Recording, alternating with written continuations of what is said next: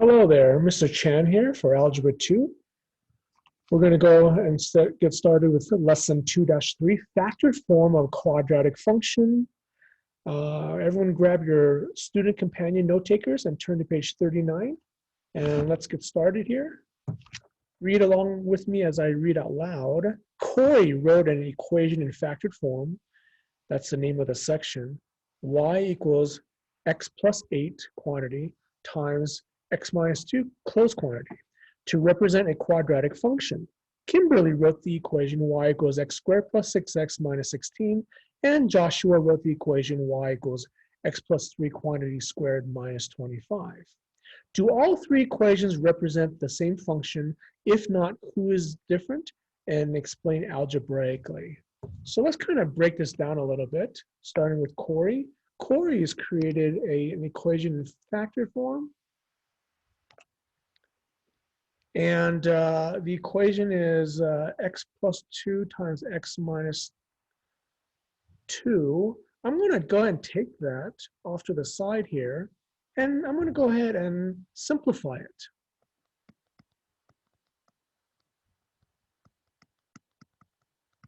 Meaning I'm going to go ahead and apply the distributive property or FOIL you might have learned before. Here we go, first terms, outer terms, inner term product, and last terms.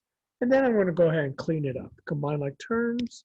Notice that these x's are the same, so I can combine them together. I get x squared plus 6x minus 16. So that's what I get for Corey.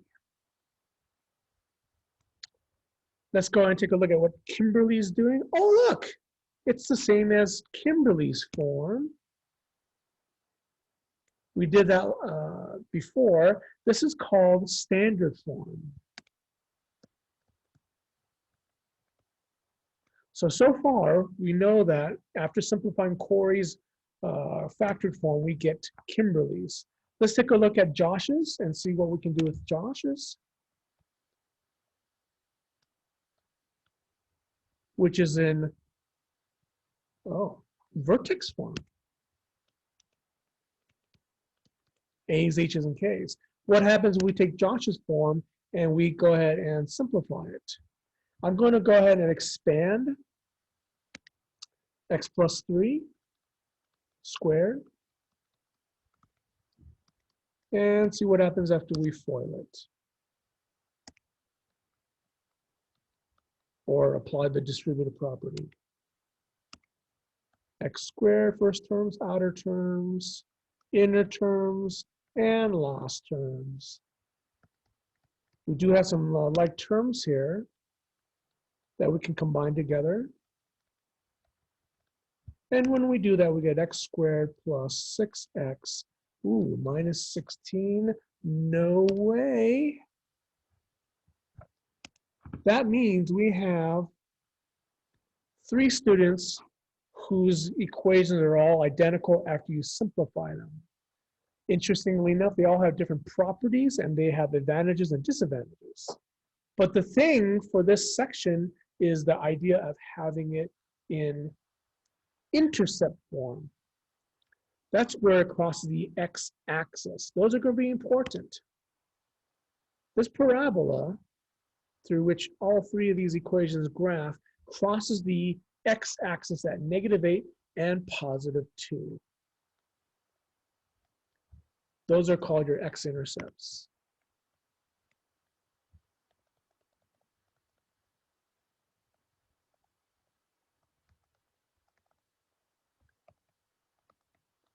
And look at that. They are related to Corey's factored form. That will be very important to notice later on. All right, let's move on to the next question. How else could you determine if all 3 equations represent the same functions? I guess you can just quickly crank it out using a graphing calculator, or you can try to substitute in values.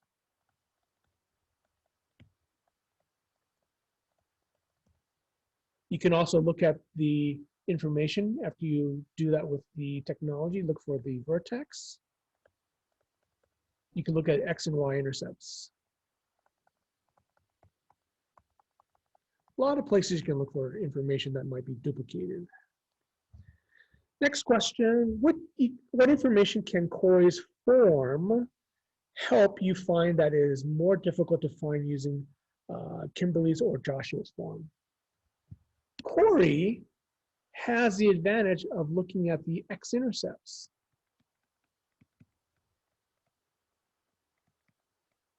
Whereas the others, Josh and Kimberly, do not have that. X-intercepts are also known as zeros, roots, or solution. They all mean the same thing. It's where it crosses the x-axis. Let's take a look at a quick summary at the bottom here. Whose form of the equation is most useful for finding the vertex? Josh, definitely. Josh's is in AHK form.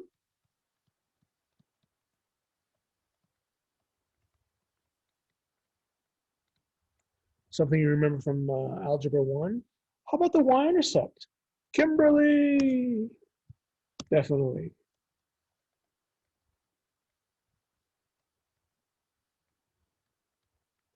Hers is, of course, is in standard form.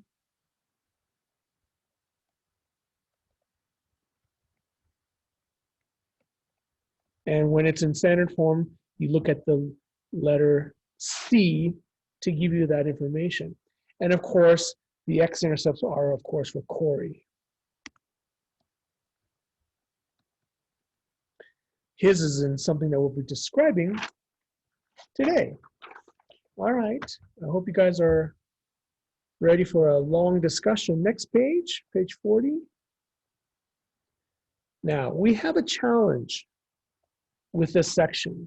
The challenge is that we have to go over how to factor quadratics.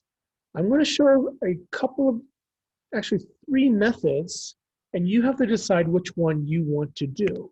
So find some room, write kind of small. I'm going to start in the upper left-hand corner here, and we're going to factor a generic ax squared plus bx plus c into a binomials. We wanted to get to x plus m times x plus n form. This is called factored form. I'm actually going to give you kind of a proof right now of that. This is in the book, by the way. It's kind of a cool proof. When you FOIL x plus m and x minus plus n, you will get this particular polynomial.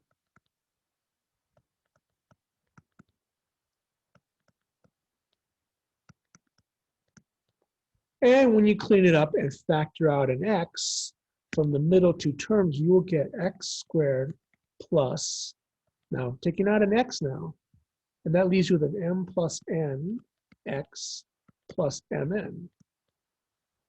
I'm trying to show you that the relationship between the binomial multiplied together and the coefficients that you get at the end are linked to a's and c's. Look at that. Mn on the end is linked to a times c. And m plus n is linked to a plus c. Okay? That is the connection. Now, generically, the form for factor form is y equals a times x minus p times x minus q. A should look familiar. That is your stretch, shrink, and reflect factor. P and Q are the roots, meaning where it crosses the x-axis. Those are our new pieces of information. Now, we have a dilemma. I don't know where you came from for in terms of how you learned Algebra 1 factoring. I'm going to present to you 3 different ways of factoring, and you have to decide which one is appropriate for you, okay? So write small. Here we go. We want to factor something simple like x squared minus x minus 12. Now quickly right away, in your head or on a piece of paper, you want to identify your leading coefficients. In this case, a equals 1, b equals -1, and c equals -12 just by the problem itself. You need to identify that. Back when I was a kid in middle school, we had to guess and check. It was a lot of work. I'm going to walk you through how we had to do this, because eventually we want to foil your guessing and see which one of those inner terms will add up to the middle term, in this case, -x. That is the key. That is the key, the middle term, after we FOIL it. And if this does not make any sense whatsoever, that's okay. I'm just showing you one method that I learned when I was a kid. We're looking at the b value of -1. That's our key here. When we do all the possibilities of -12, we want to see which one adds up to -1 when we FOIL it. Just want to show you all those possibilities. In fact, there are 4 possibilities of getting -12. This is called guessing and checking. So our teachers will think of all the possible ways of which factors are there will give me -12. They include -1, +12, -2, +6, -3, +4, -4, +3. Now I can keep going, but we had to mentally add up the inner and the outer product, the O and the I. That was what we had to do. So if you think about it, for the first product there, 12 plus -1x was +11. That doesn't match -1. Okay. This next product, 6 plus -2 would give me +4. That didn't work. The third product here, +4x and -3x, will give me 1x. That didn't work. And then the last one, oh look, +3x added to -4x will give me -1x. Ding, ding, ding, ding, ding. There's my winner right there. That matches my middle term, which means, bam, x minus 4, x plus 3 is the answer. And that's the way to factor it. That's guessing and checking the way I had to do it when I was a student. So there's another method that I learned about when I became a teacher. I was shocked. It's called the AC method. AC is referring to A times C, the leading coefficients, the 2 terms of the quadratic and standard form. So let's talk about that as well. So we just did guess and check. We're now going to talk about the AC method. The AC method is kind of interesting. We draw a table. In this table, in the first column, we have A times C. Using my original problem, x squared minus x minus 12, I'm using the same A, B, and C. A times C is 1 times -12 is -12. Put that in that column, okay? 1 times -12. My B value is what I'm trying to shoot for. And that number is -1. Sound familiar to the last problem? But this is more organized kind of a way. Now, right now, in the first column, list all the possible ways of -12 as factors. Oh, -1 times 12, -2 times 6, -3 times 4, -4 times 3, and so on. And do you see where this is heading? It's the same exact thing. We're looking to see where the factors of AC, when added together, will give me the B value. -1 plus 12, -2 plus 6, -3 plus 4, -4 plus 3. There it is. That matches my B value. So we need to tell you what just happened there. We're trying to check the sum of the factors of A times C is what we're trying to get. So from here, we got a winner. -4 plus 3 will give me my middle term there. What we do next is we replace the middle term with the -4 plus 3. Let me write this down. X squared stays the same. -12 stays the same. We're just changing negative x in the middle to the new middle term. -4x plus 3x. Okay? Negative x is now -4x plus 3x down here. From here, we do something called factor by grouping.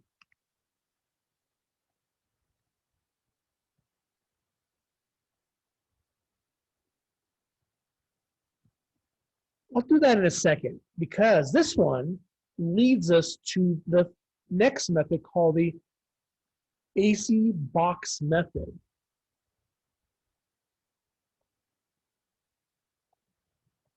Take those 4 terms right here, put them in a box. Okay? This is called the AC box method.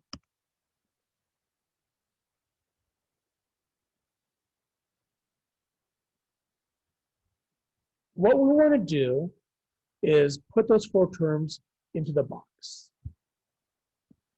X squared minus 4x plus 3x minus 12. It doesn't matter where you put the -4x and the 3x, okay? It really doesn't matter. But the x squared must go in the first box and the last term goes in the last box, -12.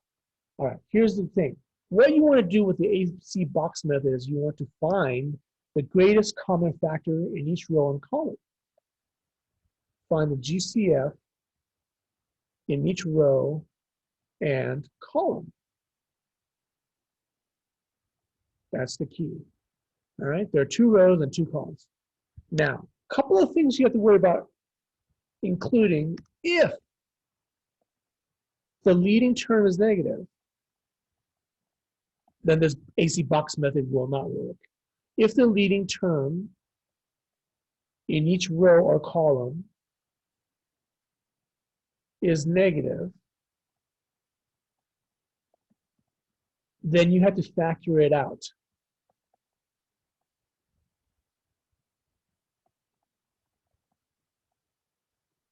The negative. Okay? If it's negative, you have to factor it out in each row and column, okay? In order for this to work. All right. So look at the first row, everybody.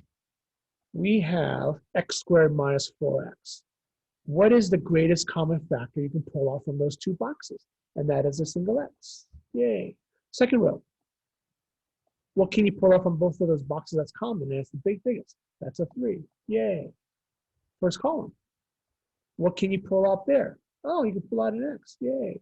Last column, I have a -4. You have to take out a negative. Remember what I just said a second moment ago? -4 is what you can pull out. And ding, ding, ding, ding, ladies and gentlemen, we have x plus 3. Look familiar? And x minus 4. That is the answer we just got from the guess and check up there. Okay?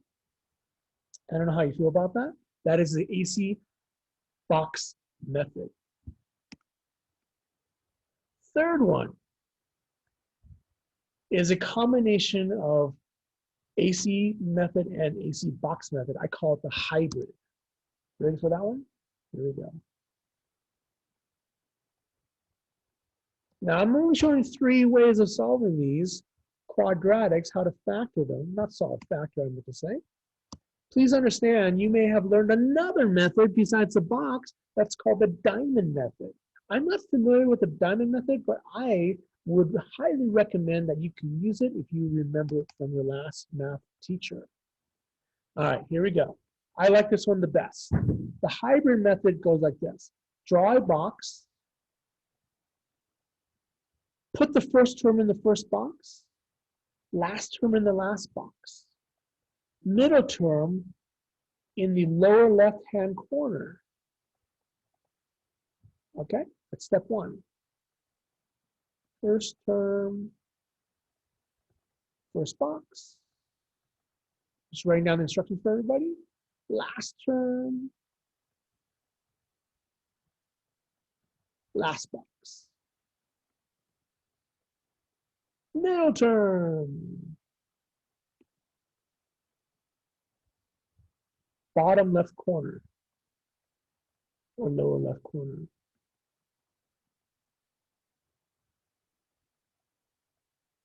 Okay, all right.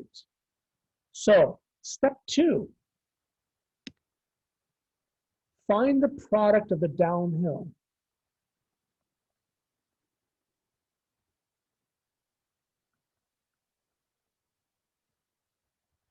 So look at your box and multiply those two terms out.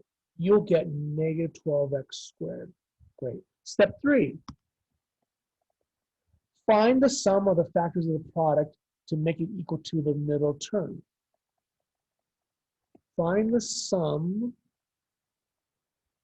of the factors of the product you just got from the downhill and find out which one equals to the middle term. Does that sound familiar from the box up there? Definitely. You just do it all in one compact space. So look at all the possibilities of negative 12x squared, and they are negative 1 times 12. Oh, got it already. Always leave out the variable x. All right, those don't add up to negative x, does it? Because that's what we're trying to shoot for, negative x. We're trying to get that negative x right there. And next one, negative 2x times 6x. Nope, that's positive 4x. Negative 3x times 4x. Ooh, very close. And then finally, negative 4x times 3x. Ding, ding, ding, ding, ding. Winner, winner, chicken dinner. Step 4. Place those factors into the box. Negative 4x and 3x added together will give you negative x, the middle term. Now we're going to take those and put it into the box. It doesn't matter where you put them. And you know what step 5 is? We just did it a moment ago. We do the greatest common factor of each row and column. That's step 5.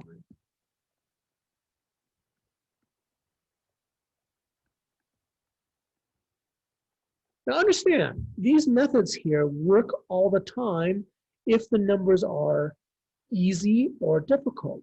Sometimes the hybrid is not necessary if you can just guess and check the answer. When your A value is 1. When your A value is not 1, it's probably better to do the hybrid method. So step 5, find the row and column greatest common factor. Sound familiar? Make sure you watch out for those leading coefficients that might be negative. Take out a negative number out of that. So here's your answer again, x and 3, and x and negative 4. Ding, ding, ding, ding, ding. There's your answer. Okay? All right. That was like going through a lot of ways of factoring. Let's actually do some problems from our note taker. Any questions about that? These methods are written out and posted on my website. You can look at them later if you need a little more help there. Number 1, A and 1B, 2 different types of quadratics. Number 1A is something that's special from Algebra 1. You don't need the box if you don't want to. You can actually just treat it very quickly. This is called the difference of perfect squares. Remember those from Algebra 1? This is very easy. The way to check it is that here's a checklist. Checklist number 1. If there is a binomial, meaning 2 terms, it's one of the characteristics of difference of squares. Is there a minus sign? Yeah. That's where the difference comes in.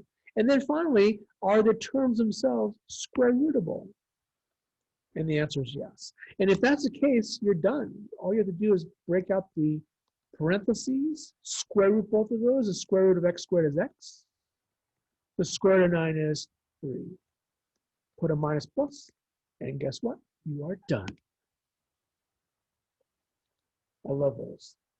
Okay. All right.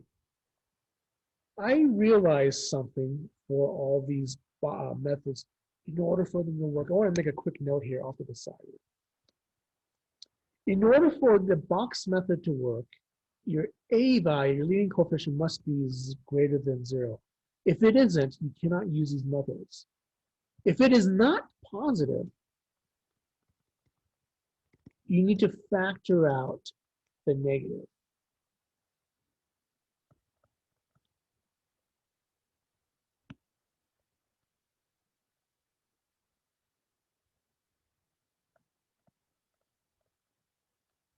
Before you do any of those methods. Otherwise, it will not work. Okay, just a quick note about all these methods that I have right there. The box, the hybrid, will not work if you do not take out a negative if A is negative. Okay, all right. Let's try B using the hybrid method. Yeah, it's a standard form. Let's identify A, B, and C. A is 3, B is -7, C is 2. Let's put it in the box, okay? The hybrid box. There we go. All right, step 1, first term in the first box. Last term in the last box. The middle term, -7x, is what we're trying to shoot for eventually, goes in the bottom left-hand corner. Step 2, multiply the diagonal, the downhill. 3x squared times 2 is 6x squared. Step 3, find all the possible ways of getting 6x squared when added together.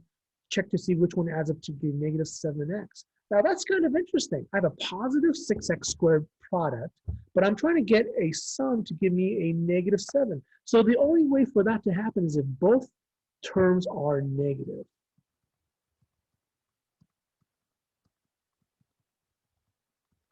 Those are the two possibilities of that happening.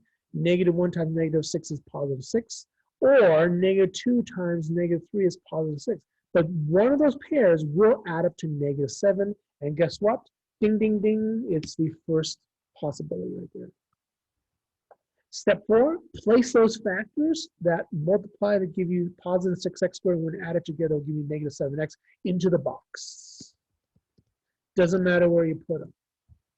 Last step, factor each row and column and find the greatest common factor of each one. Here we go. First row, you can only take out an x. Last row, you can take out a -2. First column, you take out a 3x. Last column, you can't take anything out except a 1, but because my first term is negative, I got to take out a -1. Ladies and gentlemen, there it is. X minus 2 times 3x minus 1. Now recall earlier I mentioned that there are more than one way to do these problems. You could have sat there and just guessed the answer if you wanted to. Okay? All right, there's a lot of things that get thrown around. Some of you may know the diamond method. I just want to mention that you can try to use because you learned it from your teacher in your previous math class. Another method you might have learned is probably called factor by grouping. That's fine too. I'm not going to spend the time to do that right now. You can look it up on YouTube or Google. Factor by grouping is just taking the box and putting it in a row, all 4 terms in a row. It's just the same thing basically. So not to worry too much. All right, that takes care of 1A, 1B. Again, this is a long section. Hang in there. Let's move on to example 2 and try to attempt to do this particular problem. All right, the graph shows the function y equals x squared minus 9x plus 20. Identify the zeros of the function. How do the zeros relate to the factors of x squared minus 9x plus 20? Now, this is kind of interesting. Recall the word of zeros is also known as the x-intercepts, the roots, or the solution. They all mean the same thing. The zeros are referring to where this darn thing crosses the x-axis, right there and right there. And I suspect these roots are at 4 and 5. I just have a strong feeling, I really do, because of the way it's graphed on the page here. Let's use the hybrid method. Let's do that right now. Practice makes perfect. First term in the first box. Last term in the last box. Middle term in the lower left-hand corner. Step 2, multiply the diagonal. Great. Find all the factors of it for step 3 and see which one of them add up to negative 9x. Now, I always forget this. Add up is the other way. So this will be the sum direction. I always forget to do it. This is the product direction. Okay. They are all linked together logically. All right. This is an interesting problem, just like example 1b of moments ago. 20x squared is positive. The sum I need is negative, which means both of my factors have to be negative. Negative 1x times negative 20x. Nope, that would not add up to give me negative 9. How about negative 2x and 10x? No, negative 10x. Nope. How about negative 4x and negative 5x? Aha! Ding, ding, ding, ding, ding. We have a winner. Negative 4 times negative 5 is positive 20. Negative 4 plus negative 5 is negative 9. Step 4, place those two terms into the box. And step 5, find the greatest common factor of each row and column. Here we go. First row, take out an x. Second row, be careful. I have a leading term of negative 5 and positive 20 for the back half. So I know 5 will go into both of them, but because my leading term is negative, I have to take out a negative 5. First column, take out an x. And last column, same situation. I have a negative 4 and then followed by a 20. I have to take out a negative 4. Ladies and gentlemen, there it is. Factor form is negative x minus 5 times x minus 4. Interesting. They wanted us to see how the zeros of the graph relate to the factor form that I have right there. What that means is that you want to take the equation you just got and literally set it equal to 0. That's what zeros mean. That is when the y value equals 0. This is when the y value equals 0. Literally equals that. So down here, x minus 5 times x minus 4 equals 0. Do you recall from Algebra 1 something called the zero property, the product property involving solutions? If, this is something from Algebra 1, you have something times something equals 0, that means one of them will be 0 or both. One of them equals 0 or both. This is called the zero product property.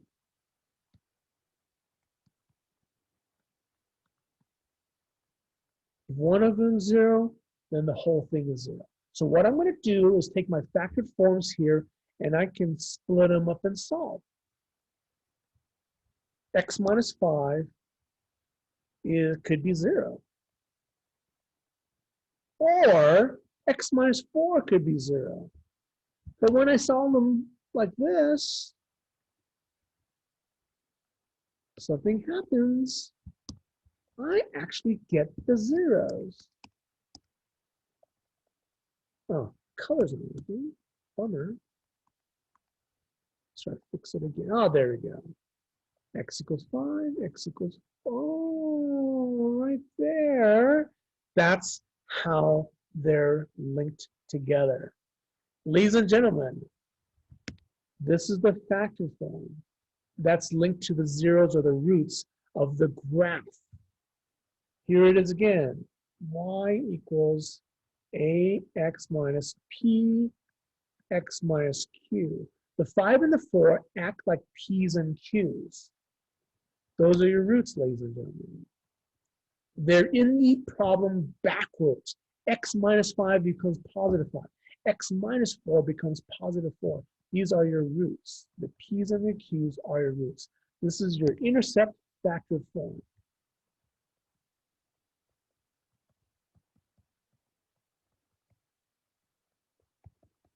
And that's how it's all related together.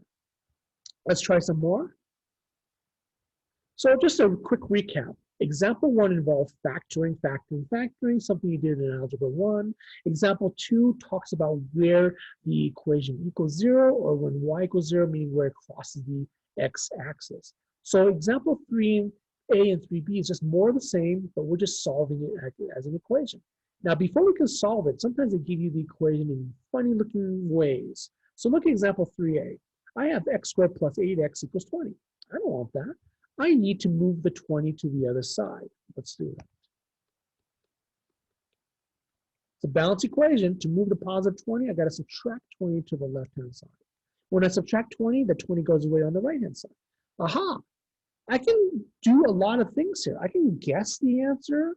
I can try to use a box. It really doesn't matter. But when a equals 1, it's actually very easy to guess the answer, like I learned in my algebra class in middle school. Let's just guess it. We're trying to figure out all the ways of getting negative 20.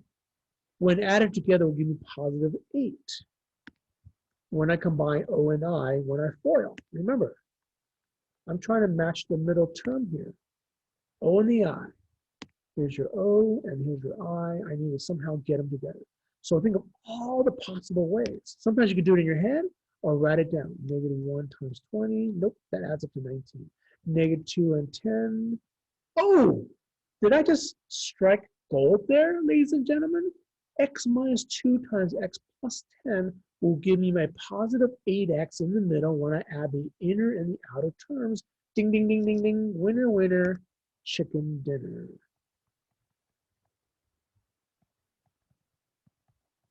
But wait, there's more. I'm finished factoring, but I need to finish it by solving it. Let's split it up and set it equal to 0 because according to the zero product property, one could be 0 or the other one can be 0. I took one of them, x minus 2, set it equal to 0, solve it, got a solution, x equals 2. Let's take the other one, x plus 10 equals 0, and solve it. Aha, negative 10. Yay! That takes care of number 3A. Let's try 3B. Ooh, I'm going to move the 3x and the 2 to the other side, if you don't mind. Let's do that.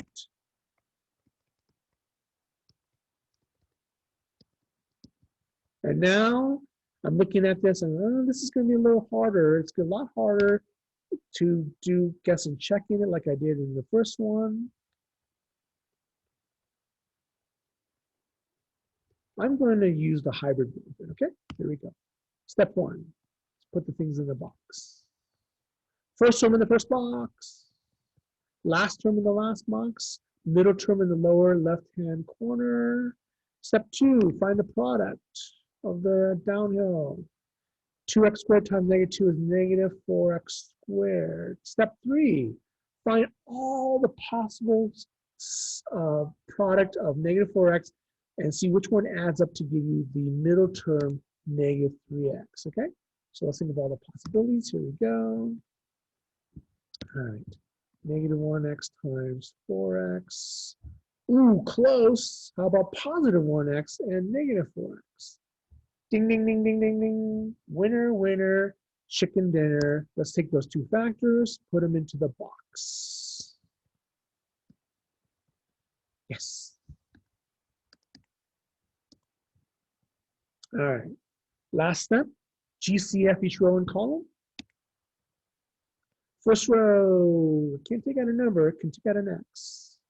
Second row, I can take out a number, but it has to be negative because the leading term is negative in that first row. Second row, sorry.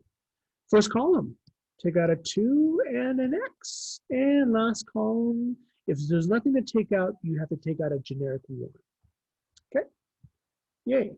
Let's write the equation now. Factor. 2x squared minus 3x minus 2 is now x minus 2 times 2x plus 1. We're trying to solve for x there. Using the product property, I can split them up and solve. X minus 2 equals 0, or 2x plus 1 equals 0. This is a long lecture, isn't it? Woo. Let's solve them individually. By far, the longest lesson so far this semester. After moving the negative 2 to the other side, I get a positive 2. Second answer, let's go ahead and subtract 1 to both sides. And it looks like I will be getting a fraction. That's okay. And that's my other answer. Okay. 2 or negative 1/2 is my answer for it. Woo, that was crazy. All right. All right, let's take a look at this. Habits of mind. Anna solved the equation x squared plus 8x minus 20 equals 0 by factoring. She wrote that. X minus 10 times x plus 2, and expected the x-intercept of that to be at negative 10 and positive 2. Where did she mess up? That's the question, right? Where did she mess up? Right away, I have a problem with the middle term being positive 8x, and I'm checking the FOIL, looking at the inner and the outer product. When you do the inner and the outer product, you get 2x and negative 10x. And unfortunately, negative 10x plus 2x is not positive 8x. That's where she messed up, okay? It doesn't equal to negative 10 or positive 2. It should be at positive 10 and negative 2. That's where she messed up.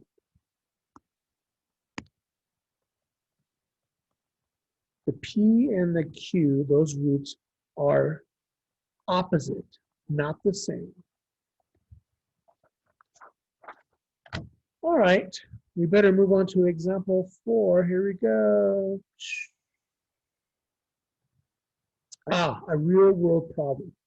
A baseball is thrown from the upper deck of a stadium, 108 feet above the ground.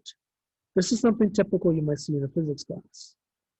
The function h of t, it's like x of x, but they use t's and h's, is equal to negative 16t squared plus 32t plus 128. Gives the height of the ball t seconds after it is thrown. Wow. How long will it take the ball to reach the ground? Now, when you analyze a physics equation like this, a lot of things involved here. When you throw a ball, what happens to that ball is affected because of gravity. The negative 16 leading coefficient tells you that this parabola is upside down, okay? Because of gravity. The 128 is actually where it is starting, okay? All right, so let's get going here. Negative 16, whoops, wrong color. To solve this problem, my leading coefficient is negative. I can't do anything about that right now. I need to take out a negative 16. And negative 16 will factor from those 3 terms, which is really cool. You can actually take out a negative 16 from all 3 terms. Watch out for your negative signs. 32 divided by negative 16 is negative 2. And 128 divided by negative 16 will give me a negative 8. Isn't that nice? And from here, we want to set it equal to 0. Let me explain why. When the ball hits the ground, the height is no longer h of t, it becomes 0. Confused? Yeah, physics is not easy. You learn this kind of stuff there. H of t equals 0. Okay? So you set it equal to 0. And look at my polynomial, t squared minus 2t minus 8. That can be factored using the hybrid method, the diamond method, whatever, but we can kind of guess the answer here. There's only one way to get t squared, right? And then I just need now to figure out where the heck, what times what equals negative 8. When added together, will give me negative 2. Added together is referring to the O and the I again. So let's try that in our head. How about 1, negative 8? Nope. 2, negative 4. Oh, did I get lucky or what? There it is. 2 plus negative 4 is negative 2. Winner, winner, chicken dinner. So there it is. Negative 16 times t plus 2 times t minus 4 equals 0. Using the zero product property, I can split them up and solve. Negative 16 equals 0 doesn't make any sense. You ignore those. Basically, there's no variable there to understand. However, the middle one, t plus 2 in the last one, both of those can be solved. Okay, add 2 on that one. Sorry, subtract 2. And add 4 on this one. And when I do that, I get t equals negative 2 and t equals positive 4. I got 2 answers. It's kind of weird, isn't it? But here's something interesting. Time will always be positive. It can't be negative. So the only answer is t equals 4 is the answer. It takes 4 seconds to throw the ball up and then hit the ground. And that's your answer. T equals negative 2 technically is correct if it was not a real world example. That's if you had a time machine going backwards 2 seconds into the past, and it will hit the ground that way as well. Kind of weird, huh? All right. Woo. Number 5, kind of an interesting problem. Identify the intervals for which the function y equals x squared minus 4x minus 21 is negative. Interesting. All right, here we go. We're going to factor x squared minus 4x minus 21 and see where it crosses the x-axis. This is a problem that can be factored by guessing and checking. You can use the hybrid method if you want to. All right, here we go. What times y equals negative 21 when added together will give me negative 4? Let's think of all the possibilities when we do the O and the I will give me negative 4x. Let's try some. Here we go. Negative 121, negative 3. Ooh, look at that. Very close. Negative 3 plus times 7 is positive 4. So if I just switch the sign to negative 7 to positive 3, there it is. Yes. So question, where will that be negative? This is the parabola that crosses the x-axis.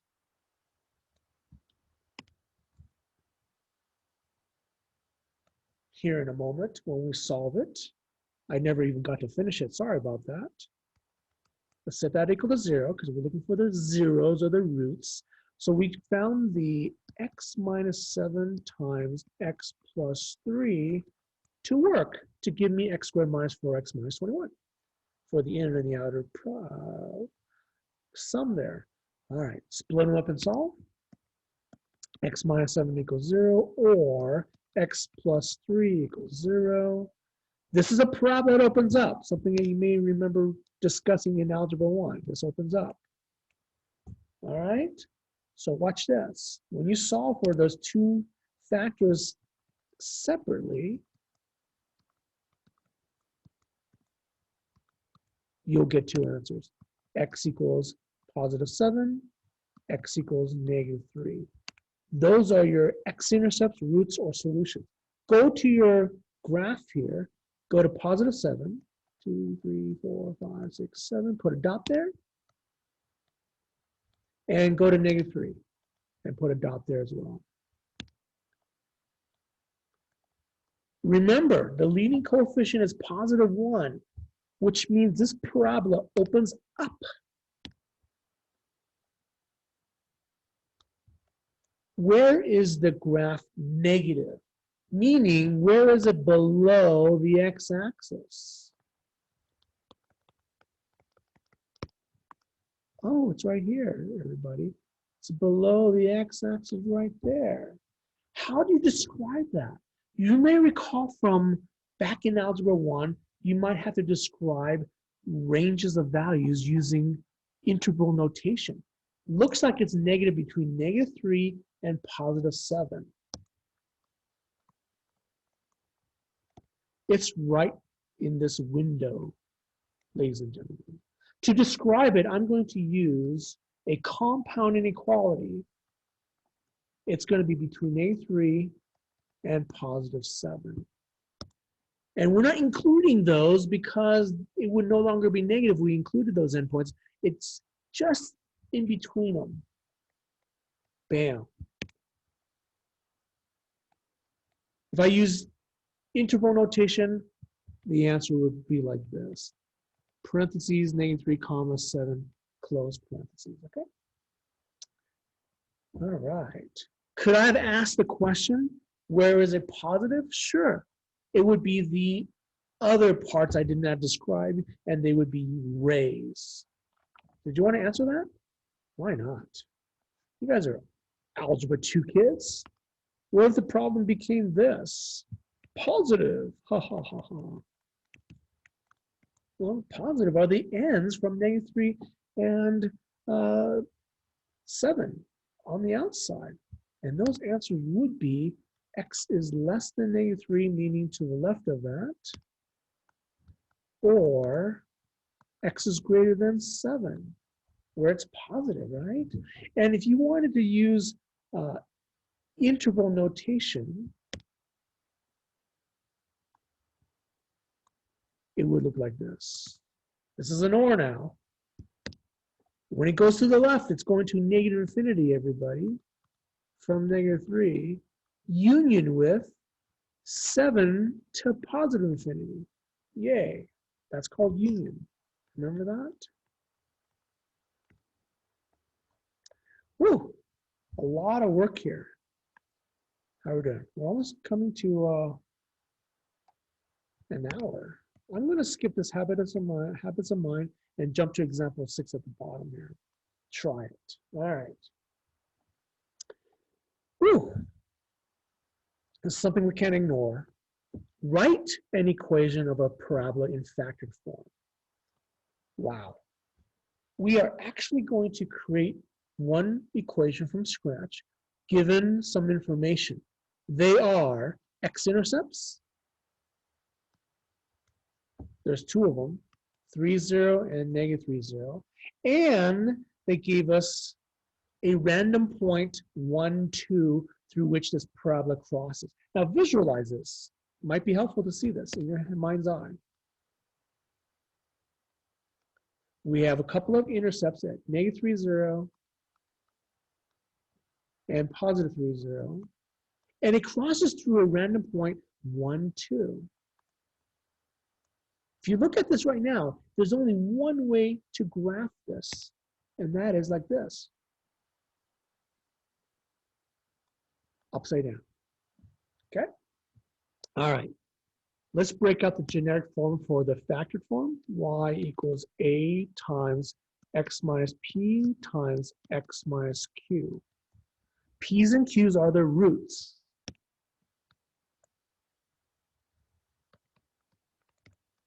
There they are.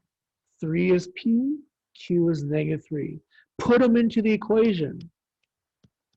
Notice that when you put them in, the minus sign will change the sign of those values. Okay? 1, 2 is your random xy point. Okay? You write down your P's and your Q's.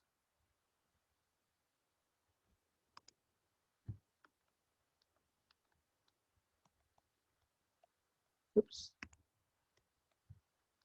Doesn't matter where your P and your Q goes, as long as it's part of the product. And we're going to put in 1, 2 for my x and y, because ultimately we have to figure out what the heck a is. That's your stretch factor, shrink factor, and your reflect factor, okay? Put in x and y, and ultimately we have to solve for our a value, how stretchy that particular value is. It's interesting. Let's put in 1, 2. Okay, put in your p and q. Fill in everything else from the equation. Watch out for those things. Ooh, did you see that minus sign right there? I snuck in. Let's clean it up. 2 equals a times 1 minus 3 inside the parentheses negative 2. 1 minus minus 3 is plus 3. 1 plus 3 is 4. Clean that up. Negative 2 times 4 is negative 8. A. Solve for a. Divide both sides by negative 8. A equals negative 1/4, ladies and gentlemen. Aha, not only is this parabola shrinking compared to its parent graph, it's also reflecting because it's negative. Final answer, y, reset x's and y's, equals negative 1/4 x minus and x minus your p's and q's. 3 and negative 3, which makes it positive 3. Okay? Ladies and gentlemen, there it is. Wow. The A value is the stretchiness or shrinkiness or the reflection factor. Just want to point that out. All right, let's jump to the last page. Wow, I'm exhausted. I'm sure you guys are too. Here we go. You know, we're not going to do all these. Let's just pick 2 of them randomly and call it a day for practice. Let's do 5 and 7, or maybe 6 and 8. Let's do 6 and 8. Here we go. Zoom in a little bit. We have 5x squared plus 3x minus 2. Let's factor it. I'm going to use the box. First term, first box. Last term, last box. Middle term, lower left. Multiply the diagonal. 5x squared times negative 2 is negative 10x squared. Ooh, what factors of negative 10x when added together will give me 3x? Let's think of all the possibilities. Ooh, did I just get lucky there? I just randomly wrote down negative 2 times 5. Does work. Place that into the box. Last step, find the GCF of each row and column. You can take out an x in the first row. Second row, you can take out a 1. First column, take out a 5x. Last column, interesting, take out a negative 2. Ladies and gentlemen, there it is. X minus 1 times 5x minus 2, and there's your answer. All right, you guys can try number 5. Number 8, let's jump to number 8. You guys can do number 7 yourself. Oh, we got to solve now. I'm going to move the 6 to the other side and factor from there. 4x squared minus 5x minus 6, they can't be combined together. However, I'm going to put 4x, that quadratic, into a box. First term, first box. Last term, last box. Middle term, lower left-hand corner. That's step 1. Step 2, multiply the diagonal. Negative 24x squared as a result. Step 3, find the sum of the factors of the product when added together will give me negative 5x. You can do a lot of this in your head. Negative 1, negative 24, positive 24.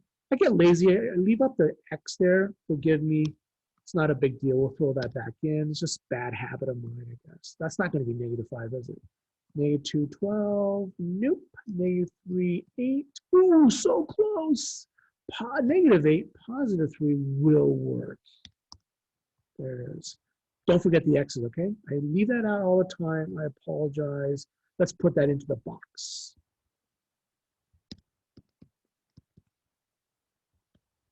GCF each row and column. Actually, it doesn't matter. Oh, actually, let me put it over here so I don't get confused. Give myself a little room. I have plenty of room, didn't I? Okay, each row and column, GCF, here we go. First row, I can take out a 4 and an X. Second row, I can take out a 3.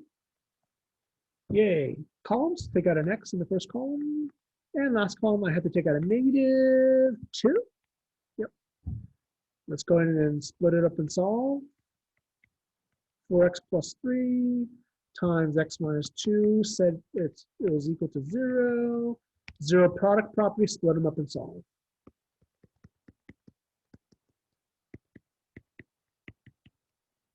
Here we go.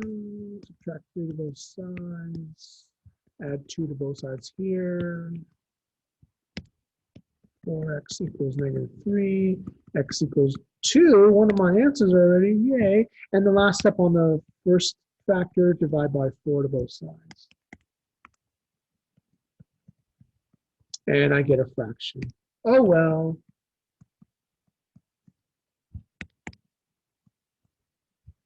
Any questions? Whoops. That kind of zoomed out really fast. Sorry about that. There they are. X equals -3/4 and +2. Holy cow, this was a long lesson. Ooh, thanks for hanging in there. Thank you very much, everybody. Have a nice day.